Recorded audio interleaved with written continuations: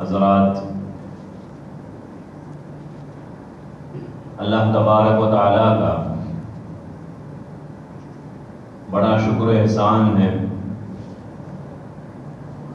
کہ اس نے ہمیں زندگی میں رمضان المبارک کا یہ مہینہ نصیب فرمایا، اور اس مہینے کے اندر خصوصی اطاعت و فرما برداری کی توفیق بھی عنایت فرمائی۔ اس مہینے میں ہم لوگوں نے اپنی اپنی طاقت کے مطابق عبادات کا خوب اہتمام کیا ہے، روزے رکھے، راتوں میں قیام کیا، اور زیادہ سے زیادہ قرآن مجید پڑھنے اور سننے کا اہتمام بھی کیا ہے، اور اپنی حیثیت کے مطابق اللہ کے راستے میں ہم نے صدقات اور خیرات بھی کیے ہیں۔ اس موقع پر اللہ تعالیٰ سے ہماری دعا ہے کہ اللہ تعالیٰ ہمارے ان اعمال کو قبول فرمائے، اور اس پر ہمیں مداومت اور ہمیشگی برتنے کی توفیق عطا فرمائے، اور لیلۃ القدر کی سعادتوں سے، برکتوں سے اللہ تعالیٰ ہمیں مالا مال فرمائے۔ اس مہینے کے اندر جتنی بھی ہم نے عبادتیں کی ہیں، ان تمام عبادتوں کا ایک ہی مقصد ہے، جیسا کہ اللہ تبارک و تعالیٰ نے اس آیت کے اندر ارشاد فرمایا، یا ایھا الذین آمنوا کتب علیکم الصیام کما کتب علی الذین من قبلکم لعلکم تتقون۔ اے ایمان والو، تم پر روزے ویسے ہی فرض کیے گئے ہیں جیسا کہ تم سے پہلی امتوں پر فرض کیے گئے تھے۔ یہ روزے اس لیے فرض کیے گئے تاکہ تمہارے دلوں کے اندر اللہ کا تقویٰ آ جائے۔ تو اس مہینے کے اندر ہماری ساری ریاضتیں، ساری محنتیں اور ساری عبادتوں کا ایک ہی نچوڑ ہے، کہ خلاصہ ہے کہ ہمارے اندر اللہ تعالیٰ کا تقویٰ پیدا ہو جائے، ہمارے دلوں کے اندر تقویٰ کی وہ کیفیت پیدا ہو جائے جو ہم سے مطلوب ہے۔ رمضان کے اندر ہم میں سے ہر ایک نے محسوس کیا کہ ہمارے دلوں کی الگ ہی کیفیت ہوا کرتی ہے۔ اللہ تبارک و تعالیٰ کا تقویٰ، یعنی اللہ تبارک و تعالیٰ کی نگرانی کا جو تصور ہے، اس مہینے کے اندر ہمارے دلوں کے اندر بہت تازہ ہوتا ہے۔ خاص کر روزے کی حالت میں ہم نے تجربہ کیا، ایک روزہ دار ہے،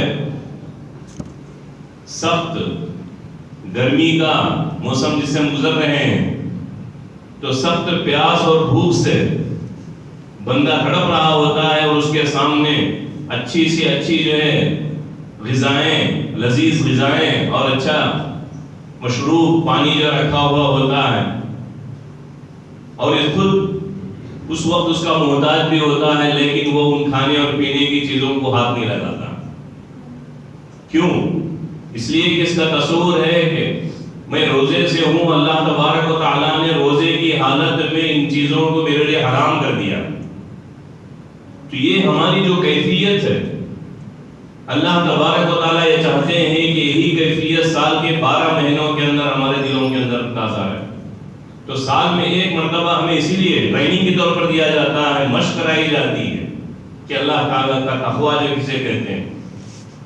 تو یہ ہماری جو کیفیت اس مہینے کے اندر بنتی ہے، یہ کیفیت سال کے 12 مہینے جو ہمارے اندر ہونی چاہیے، یہی اس مہینے کا مقصود بھی ہے۔ اس مہینے کے اندر جس طرح ہم اللہ تبارک و تعالیٰ سے دین سے، مسجدوں سے، عبادتوں سے جڑے رہے، بقیہ 11 مہینے بھی اسی طرح ہم جڑے رہیں، تبھی ہماری ان عبادتوں کے قبول ہونے کی علامت ہے۔ جیسے ہی رمضان کا مہینہ رخصت ہو گیا، ہماری زندگیوں سے دینداری رخصت ہو گئی، ہماری زندگیوں سے نماز کی پابندی ختم ہو گئی، ہم مسجدوں سے دور ہو گئے، تو مطلب یہ ہے کہ رمضان کے اندر ہمارے عبادتوں کے اندر کچھ کمی رہی ہے، ہمارے اندر خلوص نہیں رہا۔ تو خلاصہ کلام یہی ہے کہ ان ساری عبادتوں کا مقصد تقویٰ ہے۔ چلیے ہم جانتے ہیں کہ تقوی کا مفہوم کیا ہے، تقویٰ کسے کہتے ہیں، اور اس کے کیا مراحل ہیں، اور اس کے کیا فوائد ہم کو ملنے والے ہیں۔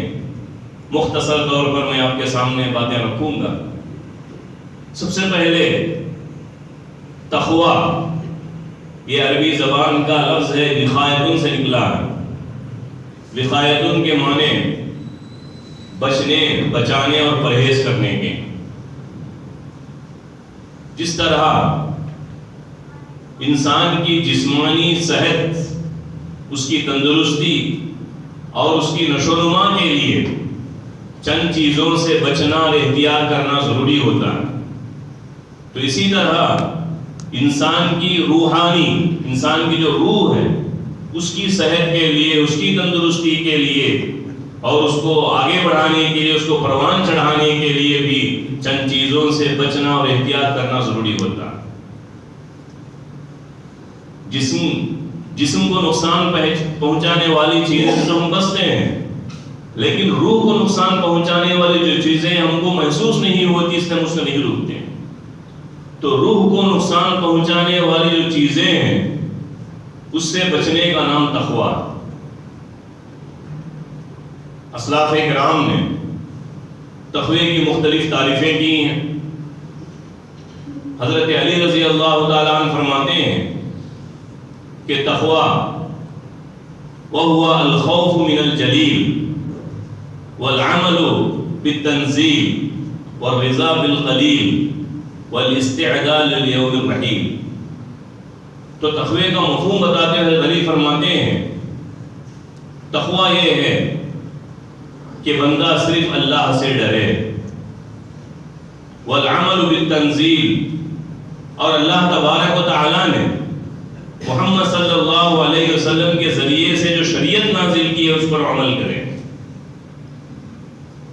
وَالرِّضَا بِالْقَلِيلِ، اور اللہ تبارک و تعالیٰ نے اس کو جو کچھ دے رکھا ہے، جو روزی جس نے دے رکھی ہے، بقدر کفاف اس پر وہ راضی رہے، مطمئن رہے، قناعت کرے۔ بقدر کفاف کا مطلب یہ ہے کہ روزی بندے کی ضرورت کے مقدار ہو، نہ ضرورت سے کم ہو اور نہ ضرورت سے زیادہ ہو۔ تو اللہ تبارک و تعالیٰ کی طرف سے جتنی بھی روزی بندے کو ملی ہے اس پر وہ راضی و مطمئن رہے۔ اور مزید وہ کہتے ہیں وَالْإِسْتِعْدَادُ لِيَوْمِ الرَّحِيلِ، اور قیامت کے دن کے لیے دنیا کے اندر تیاری کر لینا۔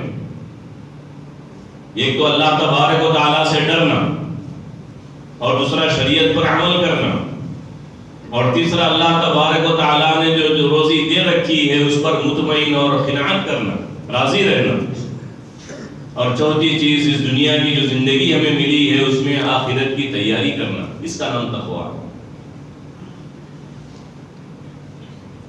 حضرت واقدی رحمت اللہ علیہ فرماتے ہیں کہ تقویٰ ان تزین سرک للحق کما تزین ظاہرک للخلق، کہ تقویٰ کہتے ہیں جس طرح تم مخلوق کے سامنے، دنیا والوں کے سامنے اپنے ظاہر کو بہتر بنا کر پیش کرتے ہو، اسی طرح اپنے باطن کو، اپنے دل کو اللہ تبارک و تعالیٰ کے لیے مزین کرنا، آراستہ کرنا، یہ تقویٰ کہلاتا ہے۔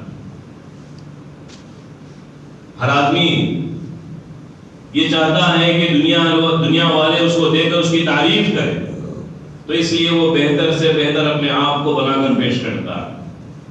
لیکن ایک مومن کی فکر یہ ہونی چاہیے کہ میں اللہ تبارک و تعالیٰ کے نزدیک بہتر سے بہتر بندہ بنوں، تو ہم اپنے دل کو پاک کریں، اللہ تعالیٰ کے مرضی کے مطابق اپنے آپ کو بنائیں، یہی تقویٰ ہے۔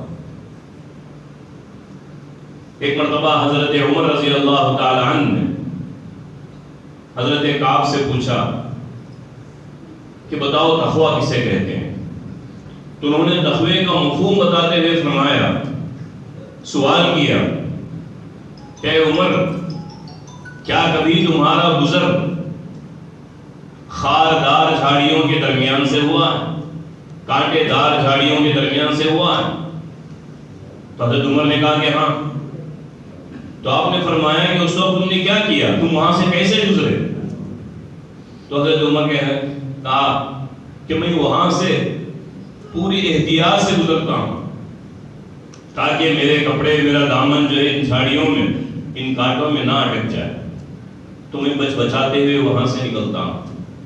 تو حضرت کعب نے کہا کہ ٹھیک یہی معاملہ ہے کہ تقویٰ کہتے ہیں کہ اس دنیا کے اندر اللہ تبارک و تعالیٰ نے آزمائش کے لیے بہت ساری زیب و زینت، آراست، خوشنما چیزیں رکھ دی ہیں، تو ان چیزوں کے درمیان سے اپنے آپ کو، اپنے دامن کو بچاتے ہوئے اللہ تبارک و تعالیٰ کی مرضی کے مطابق آگے نکل جانا، یہ تقویٰ کہلاتا ہے۔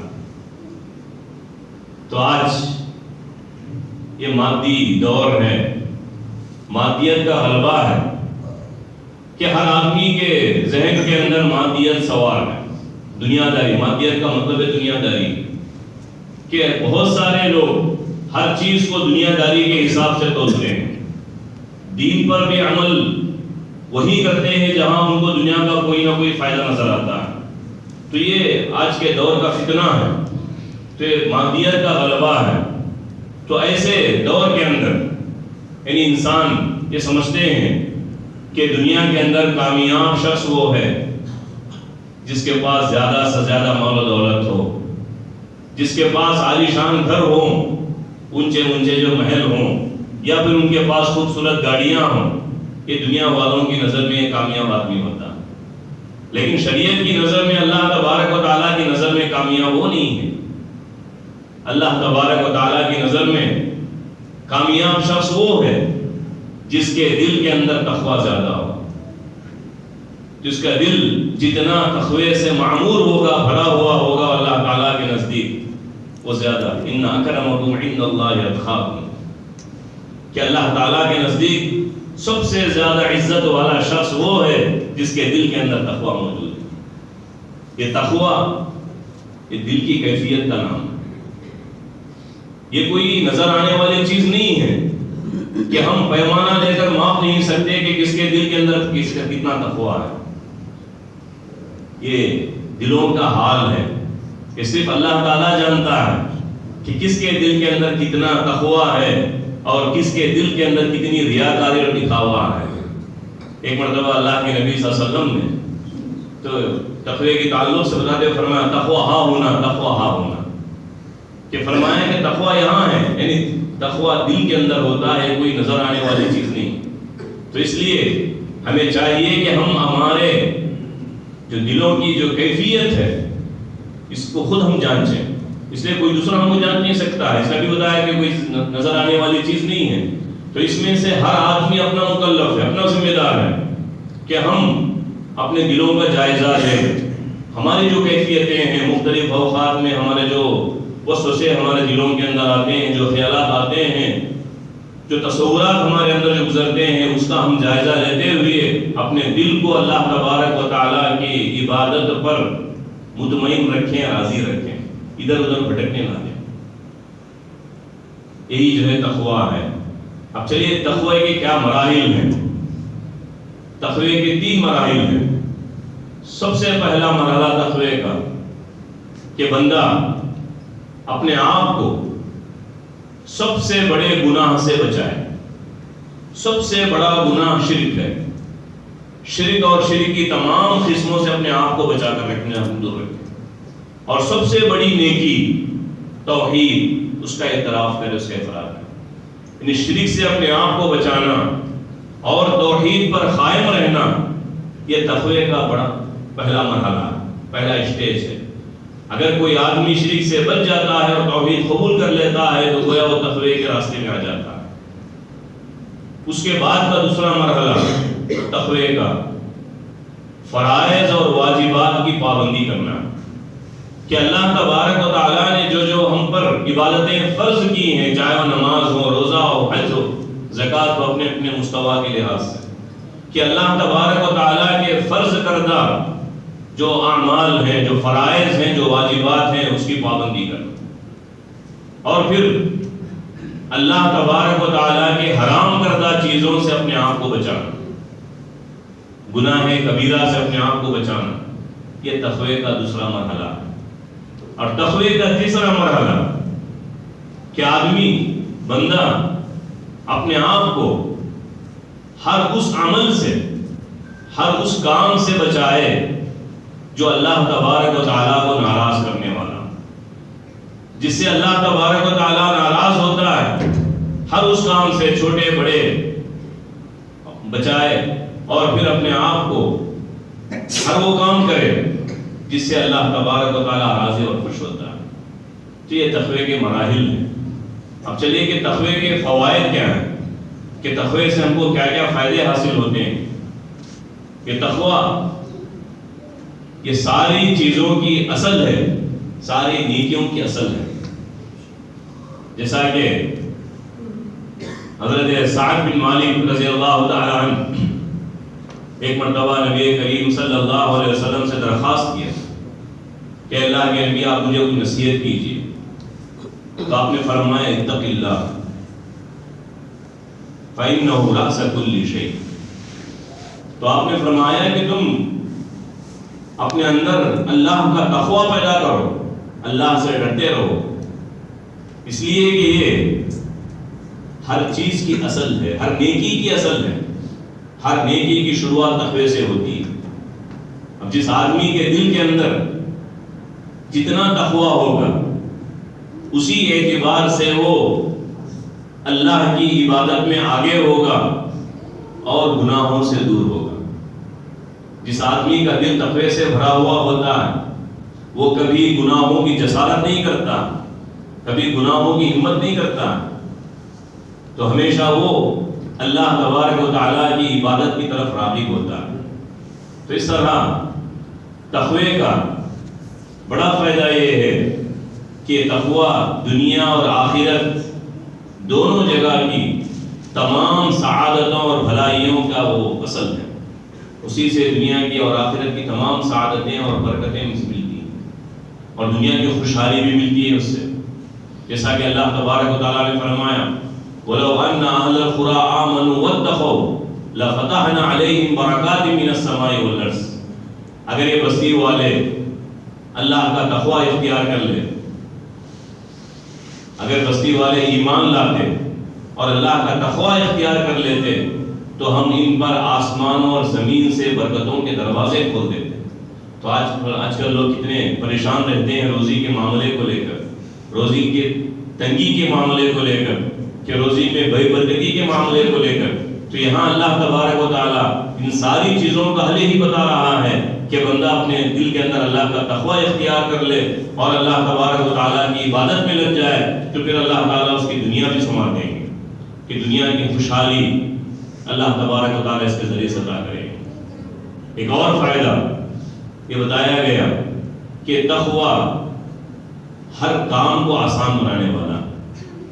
تقوی سے ہماری زندگی کے اندر جتنی پیچیدگیاں ہیں، جتنے پرابلمس ہیں، جتنی پریشانیاں ہیں، یہ ساری پریشانیاں تقوی سے دور ہوتی ہیں.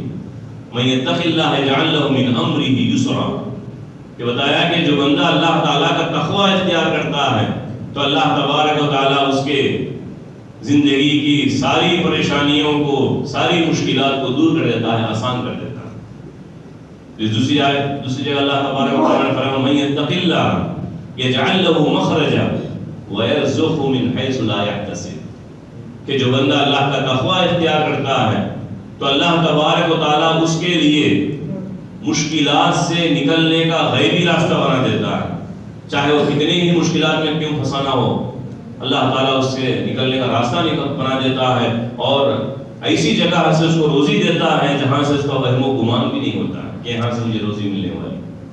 اسی طرح ایک اور فائدہ یہ بتایا گیا کہ تقوی کی وجہ سے بندہ دشمنوں کی سازشوں سے محفوظ رہتا ہے، جیسے فرمایا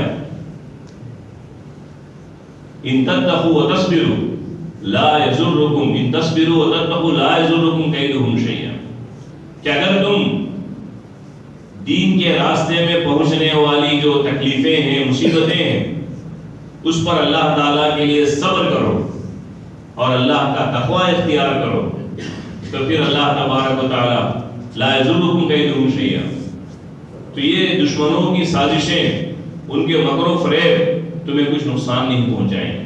موجودہ حالات کے اندر، چاہے وہ ہمارے ملکی حالات میں یا باہر کے حالات ہوں، جیسے کچھ ہم دیکھ رہے ہیں کہ ہم پر، مسلمانوں پر جو ظلم ڈھائے جا رہے ہیں اور جو سازشیں اسلام کے خلاف، مسلمانوں کے خلاف رچی جا رہی ہیں، اس کا واحد علاج یہی ہے کہ ہم سارے مسلمانوں کے دلوں کے اندر اللہ کا تقوی جو پیدا ہو جائے۔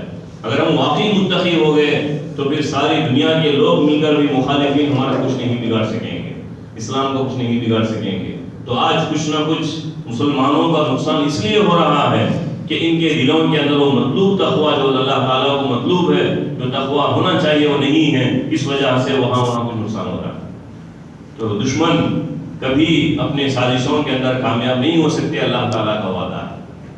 اسی طرح یہ تقوی اللہ تبارک و تعالیٰ کی طرف سے مزید نیکیوں کی توفیق کا ذریعہ، یہ ہمارے اعمال کی اصلاح کا ذریعہ ہوتا ہے کہ بندہ جس قدر تقوی اختیار کرے گا، اللہ تبارک و تعالیٰ کی طرف سے اس کے لیے مزید نیکیوں کے راستے کھلتے جائیں گے۔ ایک نیکی کے بعد دوسری نیکی اس کے لیے آسان ہو جائے گی، نیکی کا راستہ اس کے لیے آسان ہو جائے گا۔ جیسے فرمایا یا ایھا الذین آمنوا اتقوا اللہ وقولوا قولا سدیدا یصلح لکم اعمالکم ویغفر لکم ذنوبکم، اے ایمان والو اللہ کا تقوی اختیار کرو اور اپنی زبانوں سے سچی اور درست باتیں کیا کرو کہ اللہ تبارک و تعالیٰ تمہارے اعمال کی اصلاح کرے گا اور پھر تمہارے گناہوں کو معاف کرے گا۔ یہاں دو چیزیں ہیں، ایک تو یہ کہ جو گناہ ہو گئے ہیں انہیں معاف کرے گا، اور دوسرا یہ ہے کہ اللہ تعالیٰ آئندہ تمہیں گناہوں کے ارتکاب سے بچا لے گا، کہ آئندہ گناہ تم سے سرزد نہیں ہوں گے۔ اس کے دونوں فائدے ہیں۔ اس طرح ایک اور فائدہ یہ ہے کہ انسان کی ساری خرابیوں اور ساری برائیوں کی اصلاح کی یہ بنیاد ہے۔ اگر آدمی اپنے دل کو تقوی سے معمور کر لے تو پھر وہ ہر خرابی سے اپنے آپ کو بچا سکتا ہے، جیسا کہ اللہ کے نبی صلی اللہ علیہ وسلم فرمایا الا وان فی الجسد لمضغۃ اذا صلحت صلح الجسد كله واذا فسدت فسد الجسد كله، کہ انسان کے جسم کے اندر ایک چھوٹا سا ٹکڑا اگر وہ صحیح رہا تو اس کا سارا جسم صحیح رہے گا، اگر وہ بگڑ گیا تو سارا جسم بگڑ جائے گا۔ الا وہی القلب، فرمایا کہ وہ دل ہے۔ ابھی بتایا کہ تقوی کا تعلق دل سے ہے۔ اگر دل کے اندر تقوی بھرا ہوا رہے گا تو آدمی کی دیگر اصلاح جو ہے آسانی سے ہوگی۔ ایک تو گناہ نہیں کرے گا، اگر بتقاضۂ بشریت انسان ہونے کی حیثیت سے کبھی کبھی گناہ سرزد ہو جاتا ہے تو فوراً اس کا دل اس کو ملامت کرے گا اور توبے کی طرف آگے بڑھے گا، جیسا کہ صحابہ اکرام کی زندگی میں ہم دیکھتے ہیں۔ بس یہ چند باتیں تھیں۔ اللہ تعالیٰ سے دعا ہے کہ اللہ تبارک و تعالیٰ ہم تمام لوگوں کو صحیح معنوں میں تقوی کی جو کیفیت ہے وہ ہمارے اندر پیدا کرنے کے لیے اللہ ہمیں توفیق عطا فرمائے۔ ليلۃ القدر کی سعادتوں اور برکتوں سے اللہ تعالیٰ ہمیں مالا مال فرمائے۔ ہمارے مرحومین جو ہم سے پہلے گزر چکے ہیں اللہ تعالیٰ ان کی مغفرت فرمائے، ان کی خبروں کو نور سے منور کر دے، انہیں جنت الفردوس میں جگہ نصیب فرمائے، اور جہنم کے عذاب سے، قبر کے عذاب سے اللہ انہیں ان کی حفاظت فرمائے۔ اللہ ہم سب لوگوں کو جب تک ہم دنیا میں زندہ ہیں اسلام پر باقی رکھے، اور ہماری موت ہو تو کلمہ توحید لا الہ الا اللہ پر ہماری موت ہو، خاتمہ بالخیر خیر ہو، قبر کے عذاب سے، جہنم کے عذاب سے ہماری حفاظت فرمائے، جنت الفردوس میں ہمیں اعلیٰ مقام عطا فرمائے۔ سبحان ربک رب العزت عما یصفون وسلام علی المرسلین والحمد للہ رب العالمین۔